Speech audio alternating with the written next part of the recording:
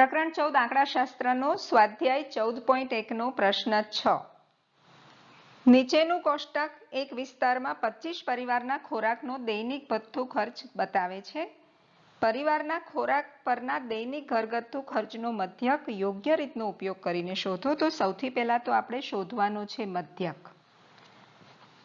હવે મધ્યક શોધવાનો હોય ત્યારે આપણને વિચલનની રીત સૌથી અનુકૂળ રહે છે. ક્યારે? જ્યારે તેની વર્ગ લંબાઈ સરખી હોય ત્યારે. તો રકમ પરથી આપણે વર્ગ અને આવૃત્તિ લખ્યા. વર્ગ છે 100 થી 150, 150 થી 200. તો આમાં આપણે ચેક કરી લઈએ. 100, 150, 200, 250, 300 બધા જ માં વર્ગ લંબાઈ એક સરખી રહે છે 50, જે આપણે નીચે લખી છે વર્ગ લંબાઈ 50. વર્ગ લંબાઈ સરખી છે માટે આપણે યુઆઈ સહેલું પડશે. વિચલનની રીત કોષ્ટક બનાવી દીધું છે. મધ્ય કિંમત શોધવાની છે. તો પહેલા વર્ગની મધ્ય કિંમત શોધીએ. 100 + 150 ભાગ્યા 2, 250 ભાગ્યા 2 એટલે પહેલી મધ્ય કિંમત આપણને મળશે 125. હવે જે વર્ગ લંબાઈ 50 છે તે આ 50 તેમાં ઉમેરતા જઈએ તો 175, 225, 275, 325. મધ્ય કિંમત નક્કી થઈ ગઈ. હવે કોઈ પણ એક મધ્ય કિંમત માટે એ ધારી લઈએ. તો વચ્ચે જે સેન્ટરમાં છે તે ધારવાથી ગણતરી સહેલી પડે છે. તો આપણે એ ધાર્યો 225. એ ધાર્યો છે તેની સામે યુઆઈ હંમેશા આવશે 0, ઉપર આવશે -1, -2, નીચે 1, 2 પ્લસ. હવે ગુણાકાર કરીએ એફઆઈ અને યુઆઈનો. એક્સઆઈનું કામ પૂરું થઈ ગયું છે. યુઆઈ મેળવવા માટે જ એક્સઆઈ હતો, કારણ કે આપણે એક્સઆઈને નાના બનાવ્યા યુઆઈથી. 4 દુ 8, -8, -5, 0, 2, 2 દુ 4. હવે સિગ્મા એફઆઈ યુઆઈ મેળવીએ તો -8 અને -5 થશે -13 અને 2 + 4 થશે +6. તો આપણને મળશે, મોટામાંથી નાનું બાદ કરો, 13 માંથી 6 જાય તો 7, મોટાની નિશાની એટલે -7. તો આપણને સિગ્મા એફઆઈ યુઆઈ મળ્યો -7. હવે શોધવાનો છે મધ્યક. તો આપણું સૂત્ર થશે x બાર બરાબર a વત્તા સિગ્મા એફઆઈ યુઆઈ છેદમાં સિગ્મા એફઆઈ ગુણ્યા h. કિંમત મૂકીએ. x બાર બરાબર એની કિંમત આપણે લીધી છે 225, માઇનસ થશે કારણ કે સિગ્મા એફઆઈ યુઆઈ -7 છે. તો -7 છેદમાં 25 ગુણ્યા h આપણું છે 50.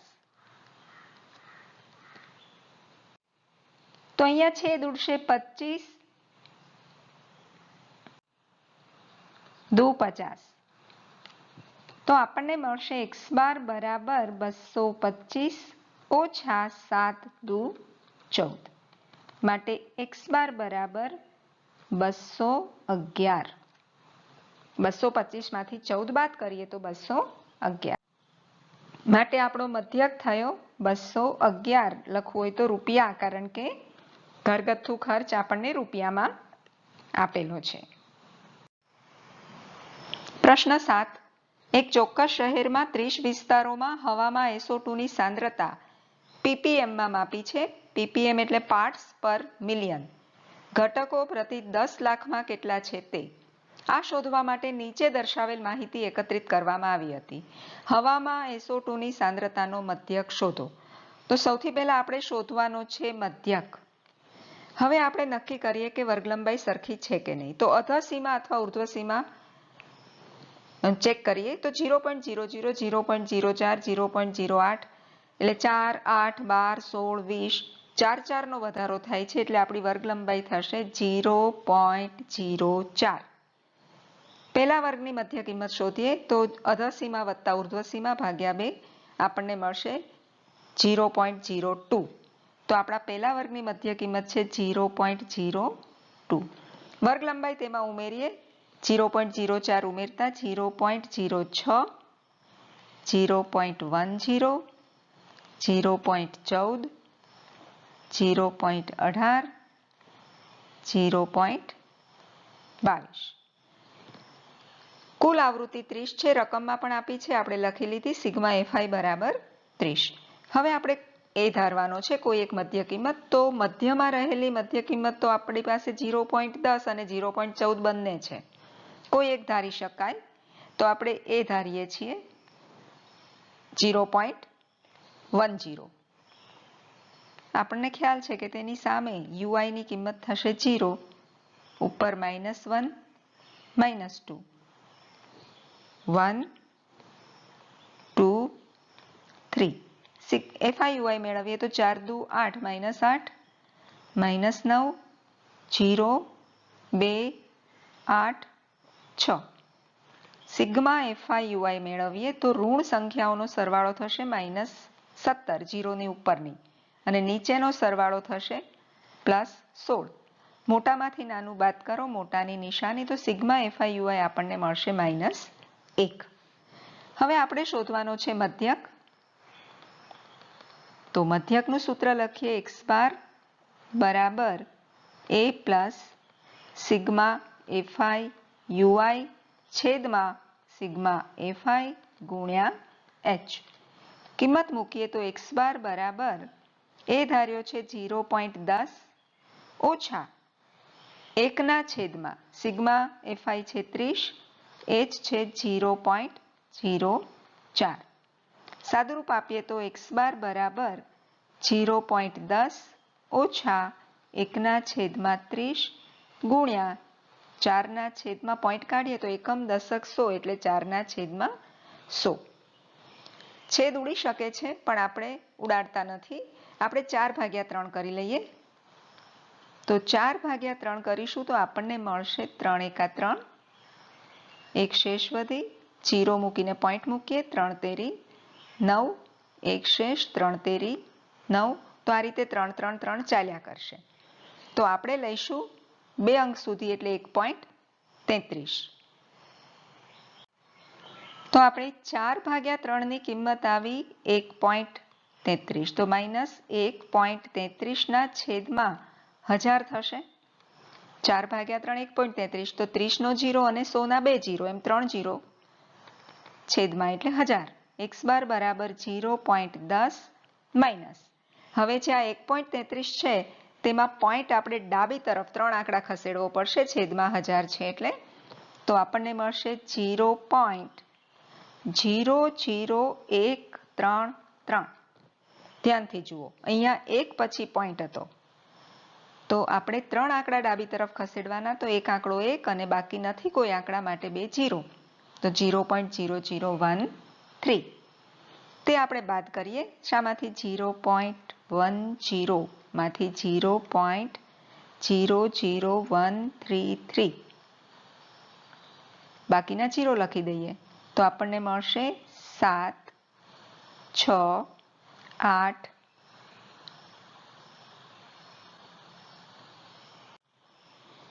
9, 0.0. હવે આપણે પોઈન્ટ પછી 2 આંકડાની જરૂર છે, તો 98 0.098 લઈએ, પણ એના પછીનો આંકડો 5 કરતાં મોટો છે એટલે આગળમાં એક ઉમેરાઈ જશે, એટલે આપણે 98 બદલે શું લખવું પડશે? 99. તો આપણને મળશે 0.099 જવાબ. લખી લઈએ આપણે. માટે x બાર બરાબર 0.099. માટે આપણો મધ્યક થશે 0.099. SO2ની સાંદ્રતા આપણે ppmમાં માપીએ છીએ એટલે લખીશું ppm, 0.099 ppm. પ્રશ્ન 8. એક વર્ગની સમગ્ર સત્રની 40 વિદ્યાર્થીઓની ગેરહાજરીની યાદી વર્ગ શિક્ષક પાસે છે. વિદ્યાર્થીઓની ગેરહાજર દિવસોની સંખ્યાનો મધ્યક શોધો. તો આપણે અહીંયા ફરીથી મધ્યક શોધવાનો છે. આપણે જોઈ લઈએ વર્ગ લંબાઈ સરખી છે કે નહીં. તો અધસીમાં જોઈએ તો 0, 6 એટલે 6, 6માં ને 10, તો 6માં 4 ઉમેરો તો 10. તો 0માં 6 ઉમેર્યા, 6માં 4 ઉમેર્યા, તો વર્ગ લંબાઈ બદલાઈ ગઈ. ફરી પાછું 10માં 4 ઉમેરો તો 14, 14માં 20, 20માં 8 ઉમેરો તો 28, અને 28માં 10 ઉમેરો તો 38. મતલબ વર્ગ લંબાઈ બદલાયા કરે છે. તો અહીંયા આપણે વિચલનની રીત વાપરવી હોય તો પણ એ સરળ બનશે નહીં. આપણે આપણી પ્રત્યક્ષ રીત જે સિમ્પલ રીત છે FI વાળી તે આપણે વાપરીશું. તો અહીંયા આવૃત્તિ છે આપણી FI અને મધ્ય કિંમત આપણે મેળવી લઈએ XI. તો સૌથી પહેલો વર્ગ છે 0 થી 6, તો 0 વત્તા 6, 6 ના અડધા 3, 6 વત્તા 10 16, 16 ના અડધા 8, 10 વત્તા 14 24, 24 ના અડધા 12. દરેક વર્ગની મેળવવી પડશે, આમાં ઉમેરતા જતા તે નહીં ચાલે કારણ કે વર્ગ લંબાઈ જુદી છે. 14 વત્તા 20 34 એટલે 17 દુ 34, 20 વત્તા 28 48, 24 દુ 48, 28 વત્તા 38 66 એટલે 33 દુ 66 અને 38 અને 40 ના વર્ગનો થશે 39. ચાલો, તો આપણને મધ્ય કિંમત મળી ગઈ. હવે FI છેલ્લું ખાનું આપણું ગુણાકાર કરી લઈએ. તો 11 ગુણ્યા 3 33, 10 ગુણ્યા 8 80, 12 સત્તા 84, 17 ચોક 68, 24 ચોક 96. ગુણાકાર કરી લેવાના. 33 તેરી 99 અને 39 એકા 39. મેળવીએ સિગ્મા FI. તો આ બધી સંખ્યાઓનો સરવાળો આપણને મળે છે 499. હવે આપણે શોધવો છે મધ્યક. આપણે લીધી છે પ્રત્યક્ષ રીત. તો પ્રત્યક્ષ રીત માટેનું આપણું સૂત્ર છે x બાર બરાબર સિગ્મા FI છેદમાં સિગ્મા FI. માટે x બાર બરાબર 499 છેદમાં 40. 499 ને આપણે 4 વડે ભાગીને 1 પોઈન્ટ વધારે કાપી લેવાનો, તો આપણને મળશે 12.475. જો આપણે 2 અંક સુધી જ આનો જવાબ જોઈતો હોય તો 5 7માં ઉમેરી દઈએ.